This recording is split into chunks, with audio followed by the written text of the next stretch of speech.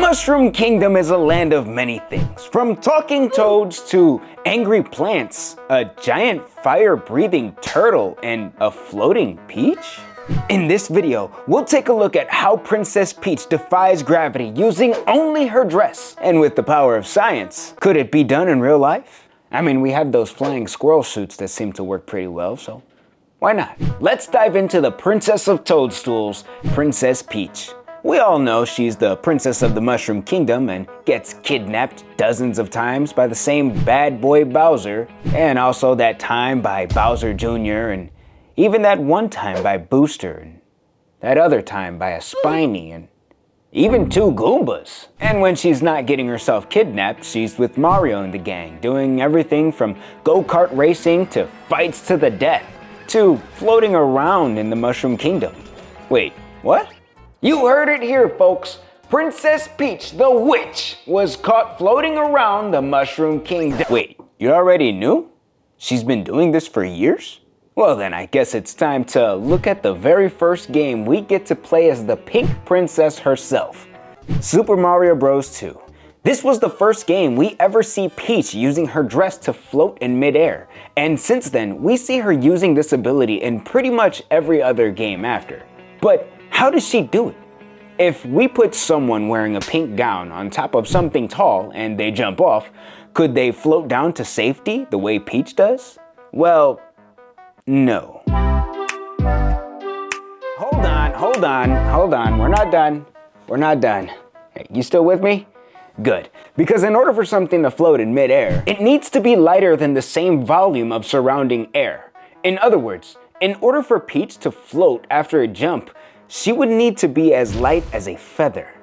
But we can see in the Mario movie that Peach uses her dress to land safely on the ground using her dress as a parachute. Now, this is something we can work with, because in real life we have parachutes, Peach uses her dress as a parachute, you get the idea. But to understand how Peach uses her dress as a parachute involves a lot of complicated numbers, using this complicated formula. But don't worry, I'm gonna break it down as simply as I can, variable by variable. But first, what's the first thing we need to know? Well, for a parachute to work in the first place, it needs to have something known as drag. But what is drag? Imagine you're walking through a city street and a gust of wind pushes against you. That gust of wind is a force that slows you down, just like how a parachute opens and slows your descent. And we call that drag, a force that slows you down. And drag is found using this scary looking equation. Who would have thought we'd be doing physics today? Certainly wasn't on my list of things to do, but here we are. Back to the equation. We need to solve for D, which is drag. What we talked about earlier with the gust of wind. You know, P is the density or resistance, which basically means how fast we can move through the air. V equals the velocity or the speed.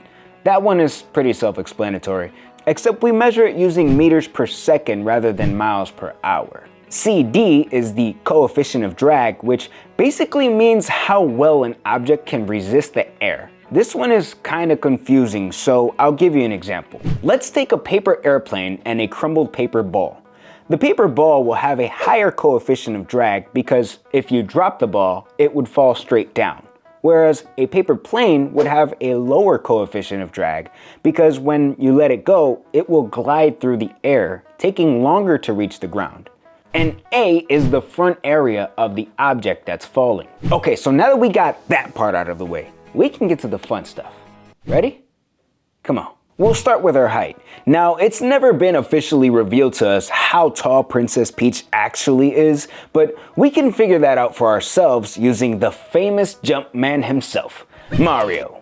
There seems to be a general consensus that Mario is somewhere around 5 feet tall, with there even being a statue in Japan measuring around 5'1". And we can use this as a baseline unit of measure for Peach's height. And after counting literal pixels, we can determine that Peach is approximately 1 whole foot taller than Mario, putting her at around 6 feet tall. And to determine her weight, we'll turn to the latest Mario Kart and Smash Bros. Games. In Mario Kart, all the characters are assigned a hidden number based on their weights, with Bowser at 10 and the babies at 1 or less than 1. Mario comes in at 6 and Peach comes in at 4, less than Mario. We can also see the same thing when we move to Smash Bros, with Peach having the number 89 while Mario having 98, with the highest being Bowser at 135. This tells us that although Peach is taller than Mario, she weighs less than him, which would make her below average on a typical BMI chart, putting her at around 130 pounds or 60 kilograms. There, now we have the weight. Congratulations, you did it. Now we just need to find a few more things like how high Peach can jump and the amount of time it takes her to get from the height of her jump to the bottom. For science. In Smash Bros, we can use the training arena for the graph to determine that Peach jumps at a height of around 10 feet in the air, or 3.04 meters based on their heights, and falls in about half a second. We can then use these two metrics to calculate the game's gravity with the formula S being the height and T being the 0.5. With that, we get 24.32 meters per second squared, which is more than double our own gravity.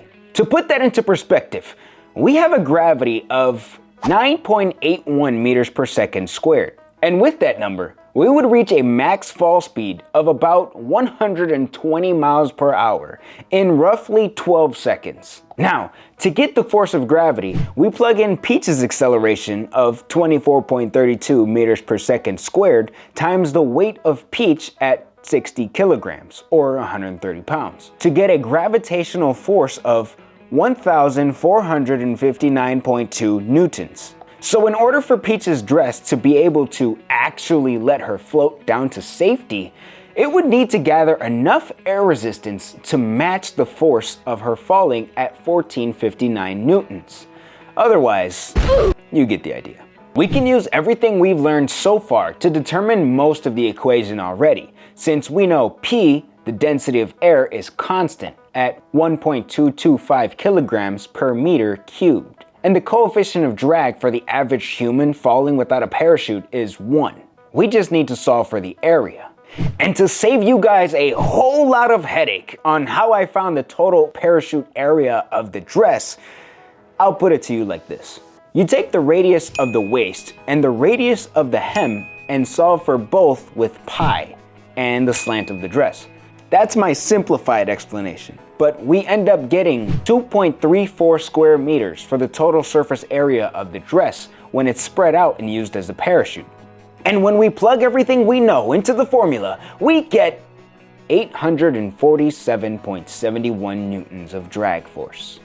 Now, remember when I said Peach would need at least 1459 newtons of drag force to make it down safely? Well, it turns out that the answer is more interesting than you'd think, because it turns out that when we take the force of gravity and subtract the force of drag, we end up with a net force of 611.29, which still means that our beloved pink princess would still be falling, but at a much slower speed.